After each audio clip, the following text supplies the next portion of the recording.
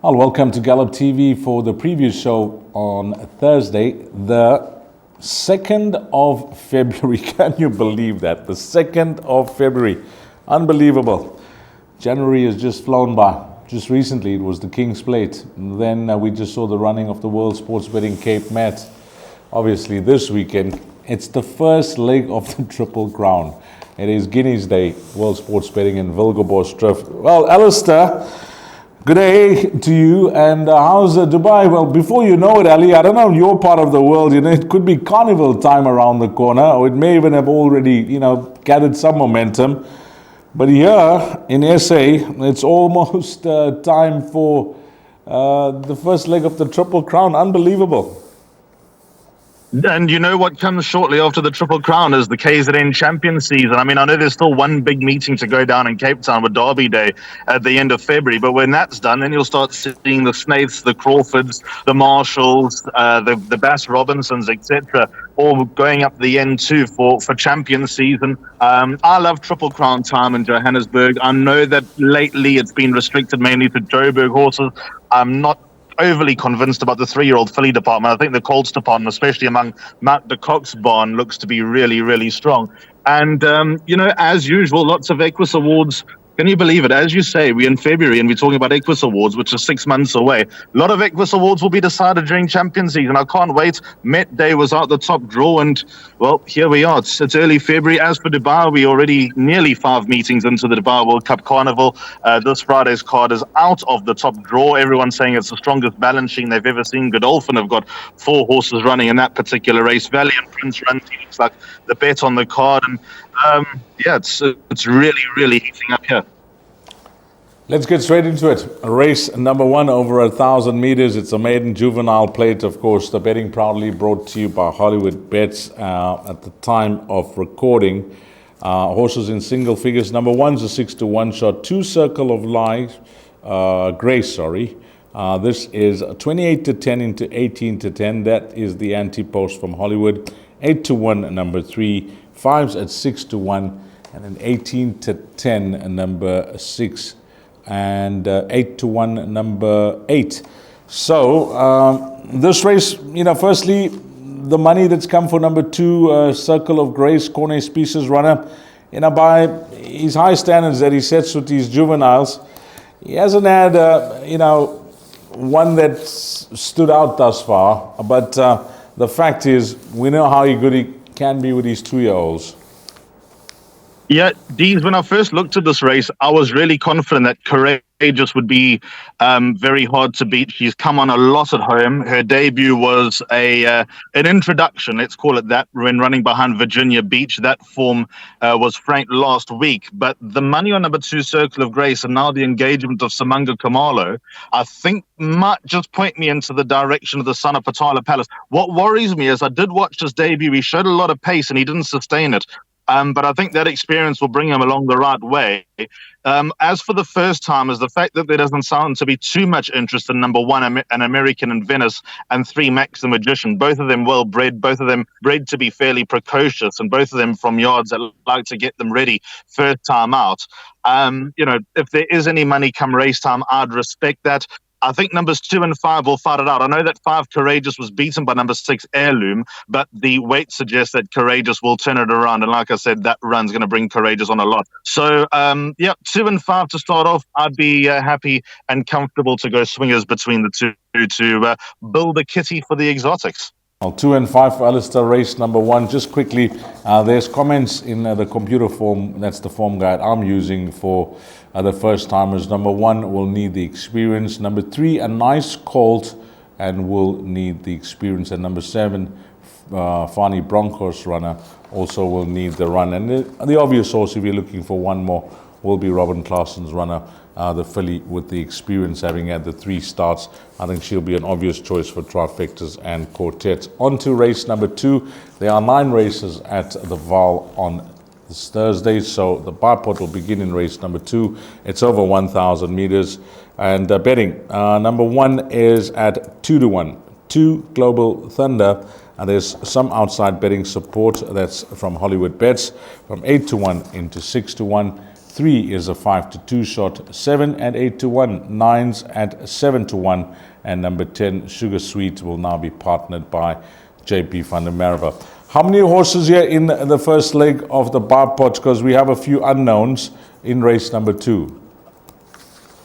The good news about the first leg of the bar pots for all punters is that they have an opportunity to check the betting and watch them go down to the start. That's the best advice I can give.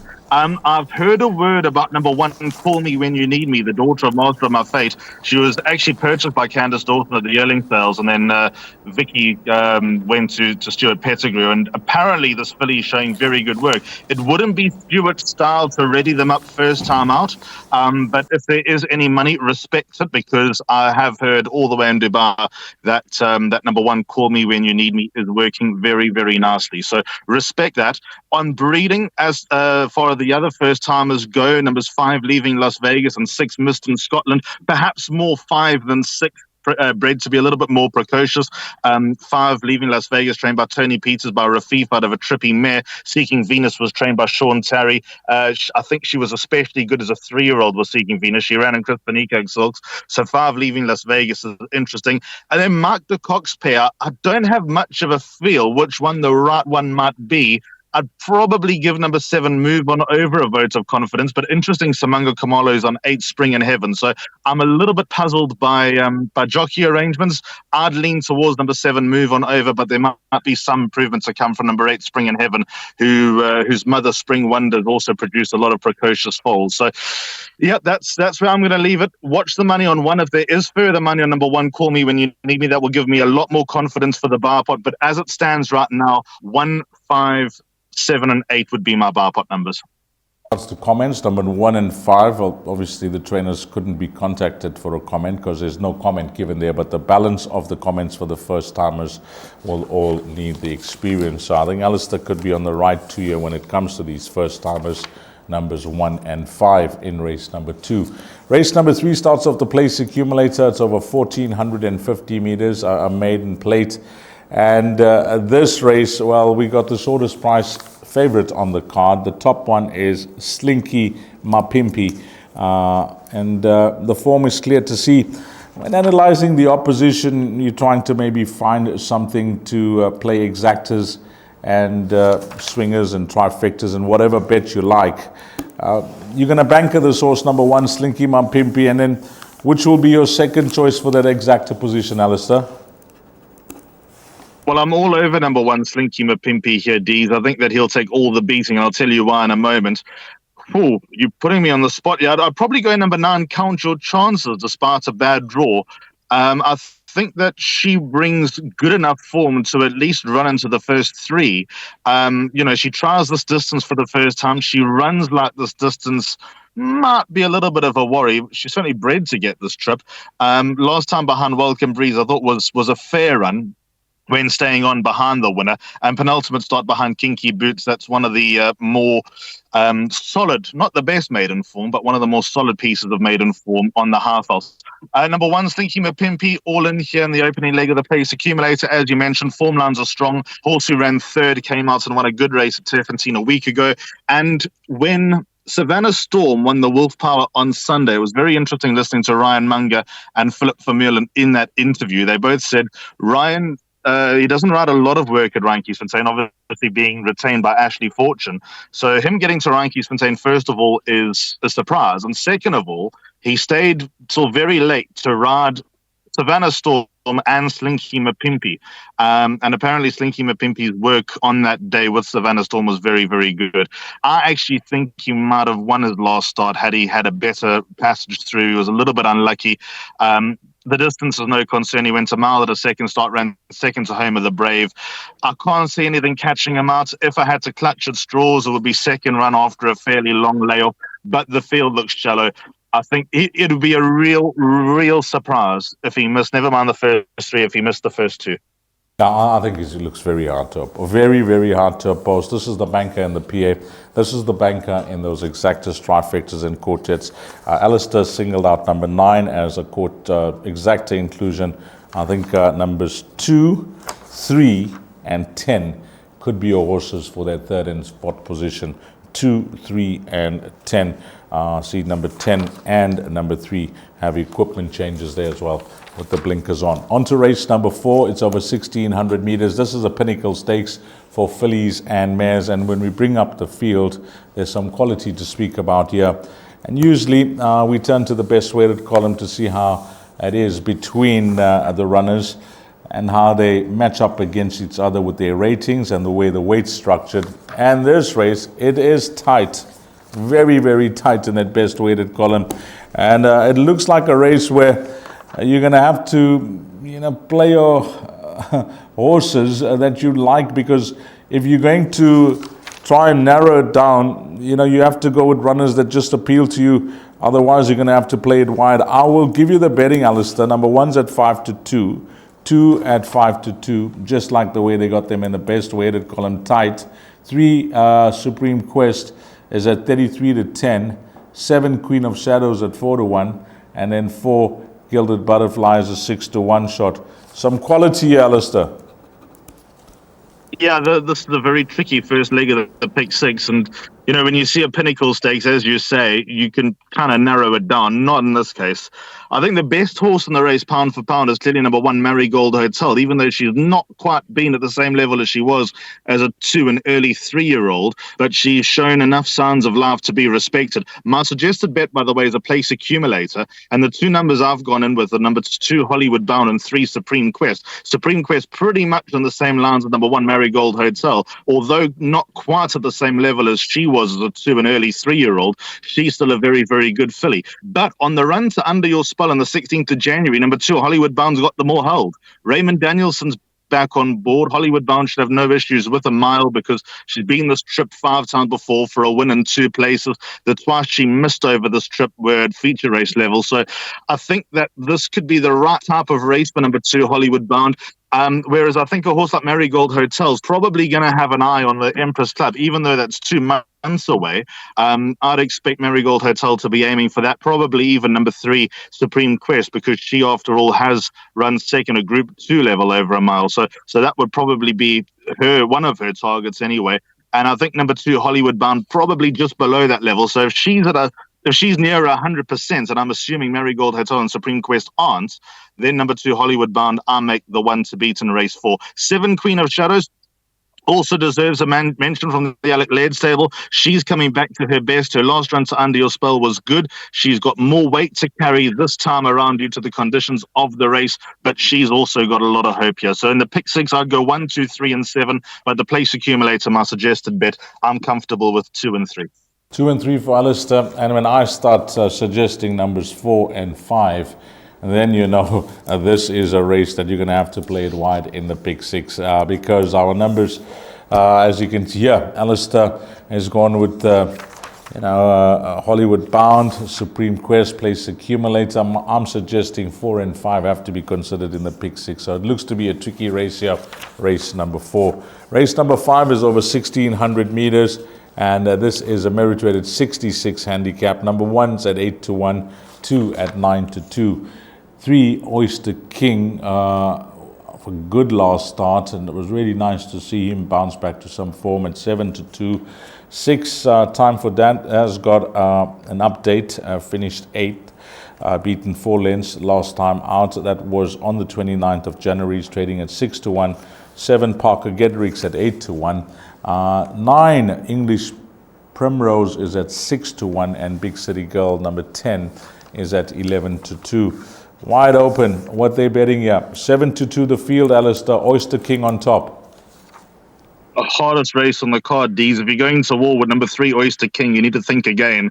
Although I've got him in the place accumulator, my first choice here, funny enough, is number 6, Time for That. I know her form update is of no real substance whatsoever, and that run came on Sunday.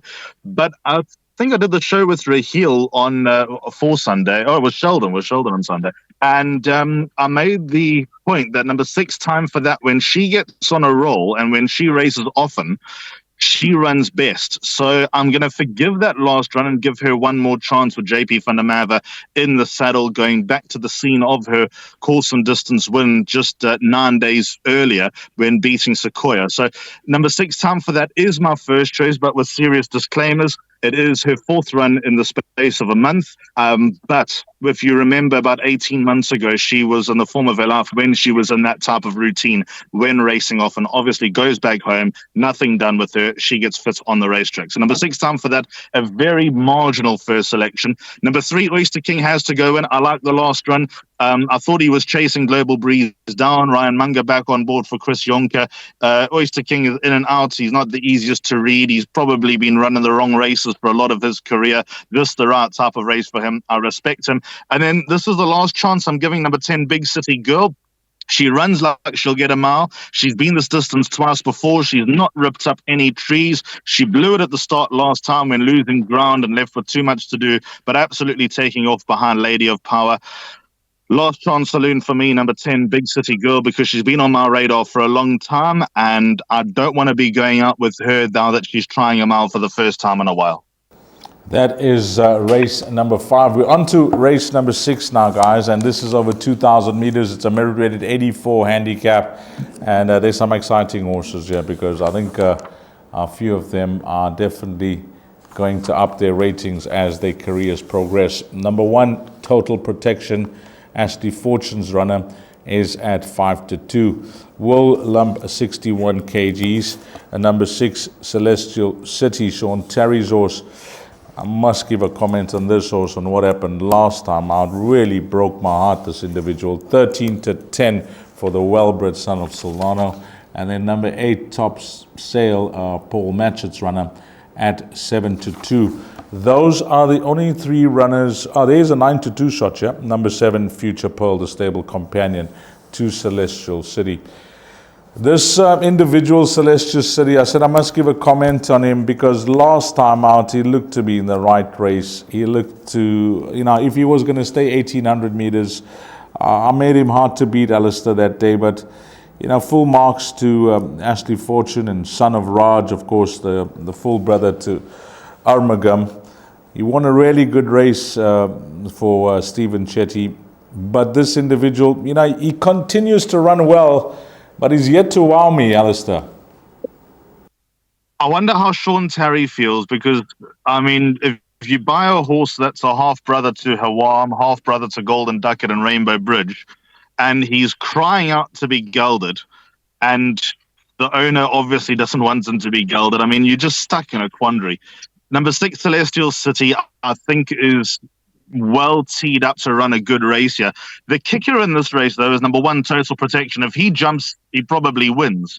Last time was an absolute debacle. He just didn't come out of the starting stalls, and I hope that's not a habit that he develops, because if he develops that habit, then that's going to be a promising career down the drain.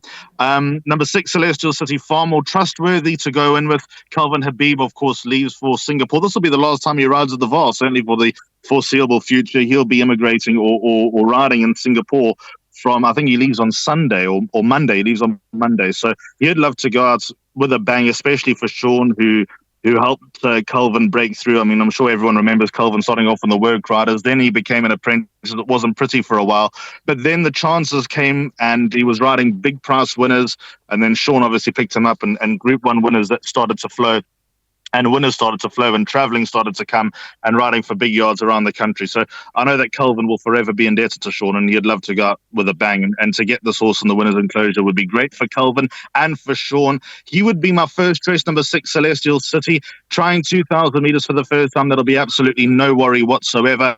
And I know he's been on the Vaal Classic track, been on the Turfentine Stand side track, but I think the longer the run and the longer the trip, the better for him. So number 6, Celestial City, first choice. 1, Total Protection. I think probably the most potential in the race, but not one to trust. And then number 8, Top Sail. A mention for him. He's holding form, and I'm going to try and treble up in the place accumulator. I'm going to be greedy here. To Storgate 1 with a light weight and a horse that's in good form since getting out the maidens, ran a good race behind African Torrent last time. There's a line of form here with African Torrent along with Celestial City, and they did run in the same race on the 5th of January, and Top Sail's got his measure at the weights, but I maybe Celestial City with a little bit more fresh legs might be able to turn that around. There shouldn't be much between them. Like I said, 3 horses for me in the PA, hoping to treble out. Elster's included 3, but I'm just hoping this horse number 6 can put it all together with a bang. I'm going to go all in there. Race 6, number 6, Celestial City, a horse that owes me. And I'm sure that if you guys are listening out there, you also have a list of horses that have been costly, frustrating, and they owe you a lot of money.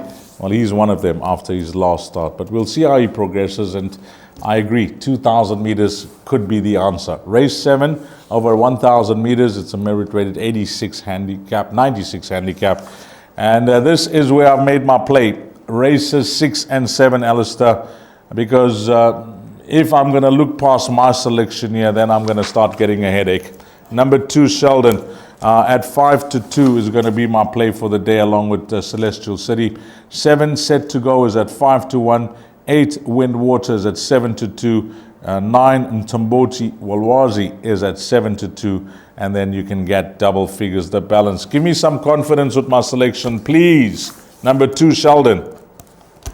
I'll give you a lot of confidence here, Deez. I've gotten 2 horses on the place accumulator. The only reason why I've gone with number 7 Set to Go is because I know that he's prepared for this race, and he's now he's ready to go. But he's got number 2 Sheldon to beat. Sheldon is a very strong first selection for me. I actually had a conversation with someone yesterday. I won't mention who, but I had a conversation yesterday, and we were discussing which Werner's Van Vuren horse will be first home in race 7. He says number 8 Windwater. I'm convinced number 2 Sheldon will finish in front of number 8 Windwater. In fact, I don't even think it'll be much of a contest. Sheldon's been fancied at his last 2 starts when he hasn't won. I know that they expected him to win his last start behind Anfield's Rocket. He hit the front and just got found out by a very progressive and very promising 3-year-old trained by Grant Maroon. Funny enough, this horse hasn't been to the Vaal since the 11th of December, and that was his worst run. Remember, he started off with Dean Canamea. But I think number 2 Sheldon's in the right place at the right time. If there's any rain drawn towards the inside, would be a little bit of a concern, because obviously down the straight of the Vaal on a sticky track, you want to be more towards the middle outside. But I think Gavin Loreen is the man for the job. He's undoubtedly the horse that they all need to beat, and likely to be rewarded for consistency. His best level of form is better than anyone else in the race. I know that Godswood's the highest achiever in this race, having reached 110, but Sheldon was a very good 2-year-old and has shown lately that he's coming back to life in the last 6 months, and he probably is back to life. So, yeah, I think you're right. I think you hit the nail on the head. If you start looking past number 2 Sheldon, you are going to get a headache. There's a lot of mixed form here with horses that have beaten each other a few times and then reversing the form subsequently. 2 Sheldon, my first choice. Don't leave out number 7 Set to Go. He's a very, very nice exact to swing a horse in this race. Yep, let's see how Sheldon goes. And at last start, wow, that horse Anfield's Rocket, unbelievable the way that won over 1,000 meters. And we'll see how he goes over the weekend in the World Sports Betting Guineas. Race number 8 is over 1,200 meters. And this is where, the betting, when I took down the betting, I said, maybe I could have 3 bankers on the card. So you got Sheldon in that race, you got Celestial City. And if I'm using the betting as a guide, maybe this could be as another banker. But then I just looked at a few other runners and I said, no, this could be the result that I'm looking for, because you got a 12-10 shot here. Number 1, Cold Fact. This is a fillies and mares 90 handicap. And the way that won last time out, wow, that made it look very easy. 5, Silver Winter is at 7-2. 6, Aga Heat is the runner that keeps me interested. I know well beaten, but it's 6-1. And in 7, Rockets Red Glare is at 7-1. When you compare this horse's odds to the balance of the field, barring Silver Winter, nothing comes close. Geez, that last one was frightening. To set that type of pace on the Vaal Classic track, sustain it, get strong as the race went on, beating a horse that is held in high regard in the form of Celtic Rumours, I think it tells you a lot for number 1, Cold Fact. And she hadn't run in 10 months. You work that out. And also returned distressed. I mean, look at that. That is, you can't make that up. If she's in the same mood as she was last time, how can she get beaten? That last one was just simply out of the top drawer, was almost too good to be true. And I hear what you're saying about number 6, Aga Heat, because I really liked Aga Heat last time out. And it was one of those races where I think everyone sort of looked up at the 800 saying, well, that's going to come back. And then number 1, Cold Facts didn't. If she's in that type of mood, despite an £8 penalty, I can't see her missing the first 3. Like I've already established, the place accumulator is my bet of the day. And I think number 1, Cold Facts should run in the first 3. Biggest danger, I'm going to give, as you mentioned, number 6, Aga Heat, another chance. And funny enough, when I did my place accumulator, I had number 7, Rockets Red Glare in, but then I took her out because I thought better of it. Even though I think Rockets Red Glare could be a danger, points of Cold Facts in the place accumulator, I think is pretty safe. I think number 7, Rockets Red Glare, she's not the easiest to read.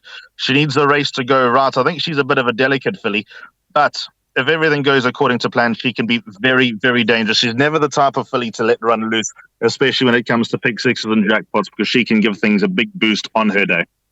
I just looked at something because now that you're making me recall that race, which I did watch of Cold Fact, and then I looked at this time, 67.87. The course record at the Vaal Classic over 1200 is 67.5, and that's owned by Pinch Hit. That was close to course record time, Alistair. And she was geared down in the closing stages as well. No, all of that was pretty freakish from number 1, Cold Fact. That dare I say that was feature race level, but can she do it again? That's the burning question. After returning distressed and back 2 weeks later, suggests all is good, but it sounds, I wouldn't be bankering her in the pick sixes. It just sounds a little bit too close to me. What happens, and I see they had pacifiers on last time out as well. She deserves her airtime. What a time. Number 1, Cold Fact. And then on to the lucky last, which is race number 8 over 1,200 meters. The card's looking good. Few races where there's horses that stand out, and hopefully things are going accordingly. Race number 9, number 1, Little Miss Moneybags is 22 to 10. 2, Second Breath is at 9 to 2. Then we move along to number 4, which is at 6 to 1. And number 5 is at 5 to 2. And then it is double figures. The balance, of course, this betting proudly brought to you by Hollywoodbets. You're running in the PA, you're running in the pick 6, you may have been running in jackpot 2 or even the last pick 3. How can you be confident in this leg, Alistair? Which numbers you think will give you a safe chance of surviving? 5Ds, I'm very confident with both of them. I think the race will run to suit. They're both drawn next to each other, and they're both going to need a pace to aim at. I think they'll get a pace here from number 7, Meteoric, who's drawn nicely. I think she'll shoot off, and I think that could set up for number 1, Little Miss Moneybags, and 5, Defender of Rights. Little Miss Moneybags at her penultimate start, even though it was a very weak field and the form line was no good, that was a superb win, and going 1,200 meters for the first time, I think, is the key here. I think last time, I think the bottom line is 1,000 meters is a bit too sharp for her. Even though she won her debut over 1,000 meters, she beat Princess Ilaria, who she faces again here. But overall, that wasn't a pretty maiden by any stretch of the imagination. I think she got away with it because she has a reasonable level about her. I don't know if she's quite feature race level, but she's definitely, obviously, above the opposition that she was there. But her penultimate win was really eye-catching. Last time over 1,000 meters, I was worried about her.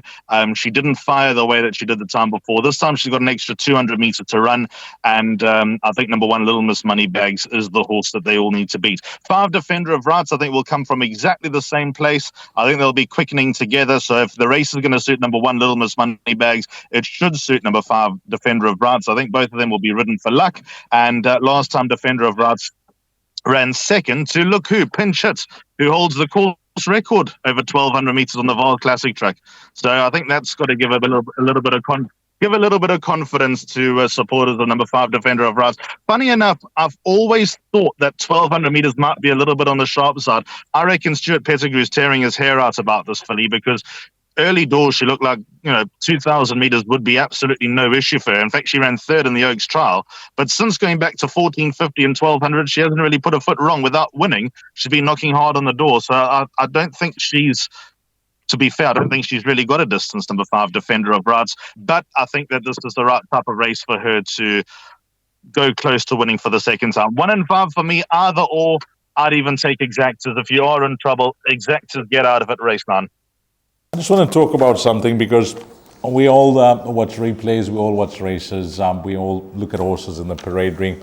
However, you use form guides, whichever websites you use to try and find winners, it becomes a calculated wager, and it is calculated as Tab Gold markets it. It is the intelligent bet. But you always have to start thinking out the box if you want to try and not go with the norm. You mentioned earlier on Calvin Habib and Sean Terry and what a wonderful relationship they've built out over the last, let's call it months.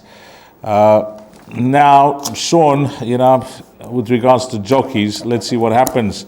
Samangu Kamalo's just got the one ride for Sean on Thursday, and he's being introduced in race number 9. Maybe this is a sign of things to come, of that old, deadly partnership. You'll never know. I'm not saying that I heard anything. I'm just thinking out the box as a punter. So race 8, Mabaneng, wouldn't this be a way for SK to bring this one? 53.5. That is my roughie in the race. Alistair, that is it with punters. We just try. Sometimes we try to overthink things. Sometimes there's too much of information, but everything does help. It's the way you play the game, isn't it? There's got to be something about your idea there, Dees, because, you spot on 10 years ago, if you think to all those champions, the heavy metal was the one that really broke through and winning the 2012 Hollywoodbets Durbanville, and then from there was Karen Ellis, there was Cloth of Cloud. I know Legal Eagle was predominantly ridden by Anton Marcus, but Samanga won a Group 1 on Legal Eagle at Turfentine.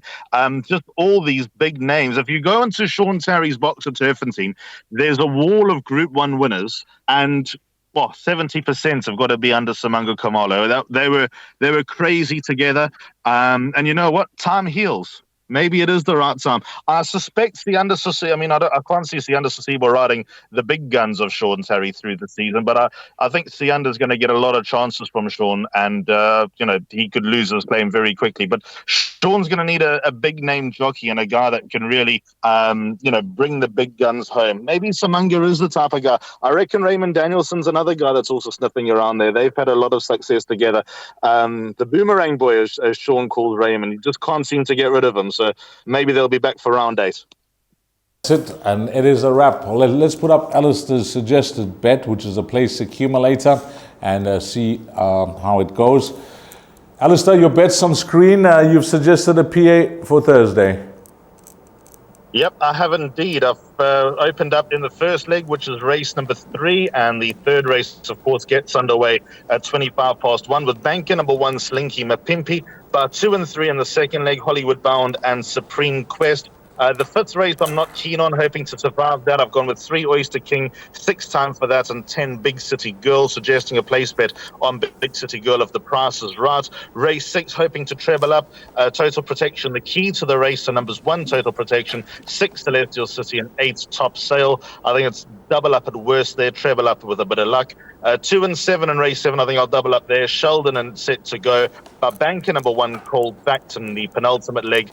And then the 9th and last race, numbers 1 and 5 for me. That's a Little Miss Moneybags, a filly giving weight, a 3-year-old filly giving weight, to number 5, Defender of Rights. The race I'm most worried about there is race 5.